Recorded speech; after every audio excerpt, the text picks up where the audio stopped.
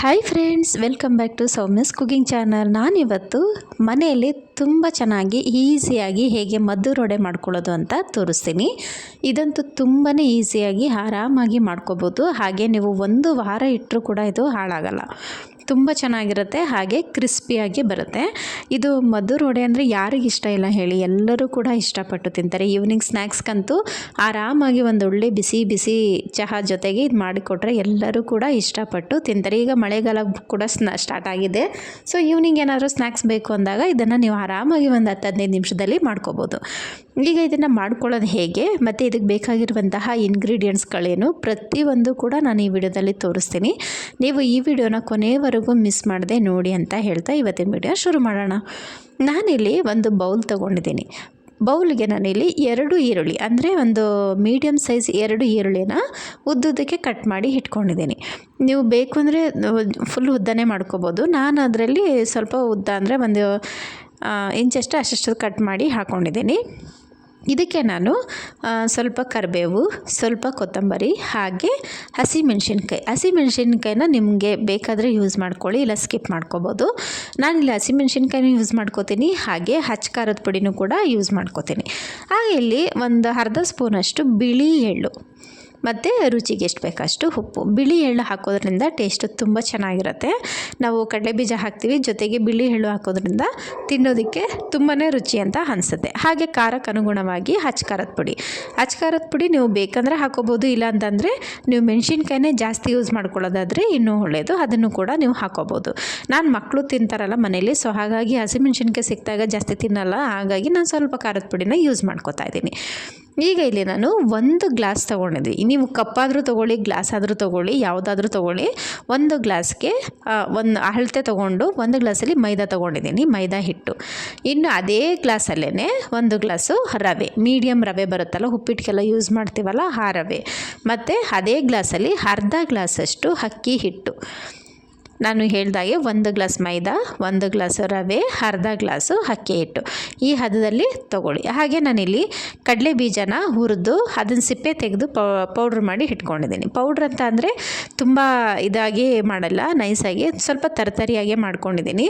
ತುಂಬ ಅದು ಒಂದು ಕಡಲೆ ಬೀಜನ 2 ಭಾಗ ಮಾಡಿ ಹಾಕಿದಾಗ ಏನಾಗುತ್ತೆ, ಅದು ಎಣ್ಣೆಲಿ ಬಿಟ್ಟೋಗ್ಬಿಡುತ್ತೆ. ಸೊ ಹಾಗಾಗಿ ಸ್ವಲ್ಪ ತರತರಿಯಾಗಿ ರುಬ್ಬಿ ಇದಕ್ಕೆ ಹಾಕ್ಕೊಂಡಿದ್ದೀನಿ.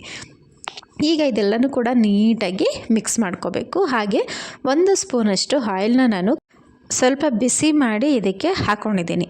ಬಿಸಿ ಮಾಡಿ ಹಾಕೋದ್ರಿಂದ ಏನಾಗುತ್ತೆ, ವಡೆ ತುಂಬ ಚೆನ್ನಾಗಿ ಕ್ರಿಸ್ಪಿಯಾಗಿ ಬರುತ್ತೆ, ಹಾಗೆ ತುಂಬ ಚೆನ್ನಾಗಿ ಇರುತ್ತೆ. ಸೊ ಹಾಗಾಗಿ ನಾನು ಒಂದು ಸ್ಪೂನಷ್ಟು ಆಯಿಲ್ನ ಬಿಸಿ ಮಾಡಿ ಇದಕ್ಕೆ ಸೇರಿಸ್ಕೊಂಡಿದ್ದೀನಿ.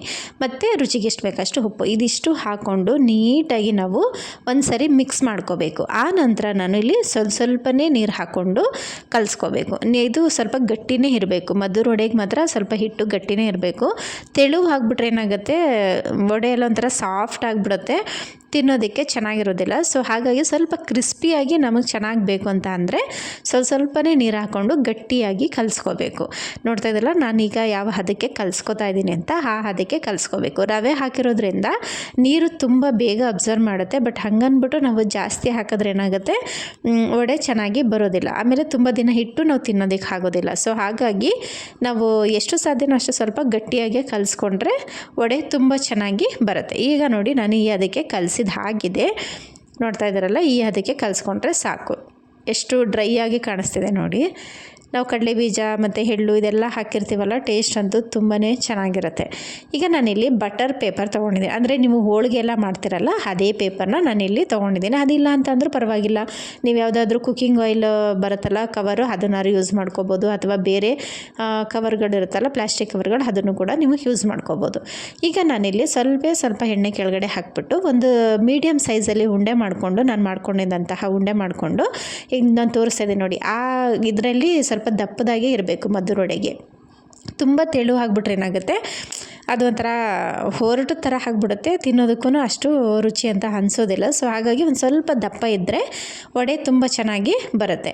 ಈಗ ನಾನಿಲ್ಲಿ ಒಂದೊಂದೇ ವಡೆಗಳನ್ನ ಮಾಡಿ ಇಟ್ಕೋತೀನಿ. ಹಾಗೆ ಈ ಕಡೆ ಎಣ್ಣೆ ಕೂಡ ಕಾಯೋದಕ್ಕೆ ಇಟ್ಟಿದ್ದೆ. ಮೀಡಿಯಮ್ ಉರಿಯಲ್ಲಿ ನೀವು ಬೇಯಿಸ್ಕೊಳ್ಳಿ. ಈ ಥರ ಮೀಡಿಯಮ್ ಉರಿಯಲ್ಲಿ ಬೇಯಿಸ್ಕೊಂಡಾಗ ಏನಾಗುತ್ತೆ, ಅದು ಪರ್ಫೆಕ್ಟಾಗಿ ಬೇಯುತ್ತೆ, ತುಂಬ ಚೆನ್ನಾಗಿ ಬೇಯುತ್ತೆ. ಹಾಗೆ ಎಣ್ಣೆ ಕೂಡ ಕುಡಿಯೋದಿಲ್ಲ ವಡೆಗಳು. ಇಲ್ಲಾಂತಂದರೆ ಏನಾಗುತ್ತೆ, ನಾವು ಲೋ ಫ್ಲೇಮಲ್ಲಿ ಇಟ್ಟಾಗ ಎಣ್ಣೆ ಬೇಗ ಅಬ್ಸರ್ವ್ ಮಾಡುತ್ತೆ. ಸೊ ಹಾಗಾಗಿ ನಾವು ಮೀಡಿಯಮ್ ಫ್ಲೇಮಲ್ಲಿ ಇಟ್ಟು ಬೇಯಿಸ್ಕೊಂಡಾಗ ಸ್ವಲ್ಪ ಚೆನ್ನಾಗಿ ಬೇಯುತ್ತೆ. ಇದು ಸ್ವಲ್ಪ ಜಾಸ್ತಿ ದಿನ ಇಡ್ತೀವಲ್ಲ, ಈಗ ಒಂದು ವಾರ ಆದರೂ ಇಟ್ಕೋಬೋದು. ಸೊ ಹಾಗಾಗಿ ಸ್ವಲ್ಪ ನಿಧಾನಕ್ಕೆ ಸ್ವಲ್ಪ ಪೇಷನ್ಸಿಂದನೇ ಬೇಯಿಸ್ಕೋಬೇಕು. ಒಂದನ್ನು ಬೇಯಿಸಿ ಸ್ವಲ್ಪ ಚೆನ್ನಾಗಿ ಮೇಲೆ ಬಂದಿದೆ ಅಂದಾಗ ಇನ್ನೊಂದು ಹಾಕಿ. ಒಂದೇ ಸರಿ 1-2 ಹಾಕ್ಬಿಟ್ರೆ ಏನಾಗುತ್ತೆ, ಅಂಟ್ಕೊಂಡ್ಬಿಡುತ್ತೆ. ಸೊ ಹಾಗಾಗಿ ಒಂದು ಅರ್ಧ ಬೆಂದಾಗಿದೆ ಅಂದಮೇಲೆ ಇನ್ನೊಂದು ಹಾಕಿದ್ರೆ ಬೆಸ್ಟ್. ಈಗ ನಾನು ಎಲ್ಲನೂ ಕೂಡ ಒಂದೊಂದಾಗಿ ಬೇಯಿಸ್ಕೊತಾ ಇದ್ದೀನಿ.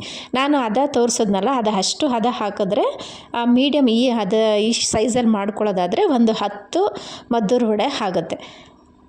ನೋಡ್ತಾ ಇದ್ರಲ್ಲ, Maddur vada ready to eat. ಎಷ್ಟು ಚೆನ್ನಾಗಿ ಬಂದಿದೆ, ಕಲರು ಕೂಡ ತುಂಬ ಚೆನ್ನಾಗಿ ಬಂದಿತ್ತು. ಹಾಗೆ ಒಳಗಡೆ ಕೂಡ ಪರ್ಫೆಕ್ಟಾಗಿ ಬೆಂದಿದೆ ಮತ್ತು ಕ್ರಿಸ್ಪಿಯಾಗಿತ್ತು, ತುಂಬಾ ರುಚಿಯಾಗಿ ಬಂದಿತ್ತು. ನೀವು ಒಂದ್ಸರಿ ಟ್ರೈ ಮಾಡಿ ಹೇಗೆ ಬಂತು ಅಂತ ಕಮೆಂಟ್ ಸೆಕ್ಷನಲ್ಲಿ ಕಮೆಂಟ್ ಹಾಗೆ ನೀವೆಲ್ಲ ಹೇಗೆ ಮಾಡ್ತೀರಾ ಅನ್ನೋದು ಕೂಡ ನನಗೆ ತಿಳಿಸಿ. ನೋಡ್ತಾ ಇದ್ರಲ್ಲ, ಇವತ್ತಿನ ವ್ಲಾಗು ನಿಮಗೆಲ್ಲರಿಗೂ ಇಷ್ಟ ಆಯಿತು ಅಂತ ಅನ್ಕೋತೀನಿ. ಇಷ್ಟ ಆಗಿದ್ದರೆ ಲೈಕ್ ಮಾಡಿ, ಶೇರ್ ಮಾಡಿ, ಸಬ್ಸ್ಕ್ರೈಬ್ ಮಾಡಿ, ಪಕ್ಕದಲ್ಲಿರುವಂತಹ ಬೆಲ್ ಐಕಾನ್ ಒತ್ತೋದನ್ನು ಮರಿಬೇಡಿ ಅಂತ ಹೇಳ್ತಾ ಇವತ್ತಿನ ವ್ಲಾಗ್ನ ಕಂಪ್ಲೀಟ್ ಮಾಡ್ತಾಯಿದ್ದೀನಿ ಫ್ರೆಂಡ್ಸ್. ಮತ್ತೆ ನೆಕ್ಸ್ಟ್ ವಿಡಿಯೋದಲ್ಲಿ ಸಿಗೋಣ. Take care all.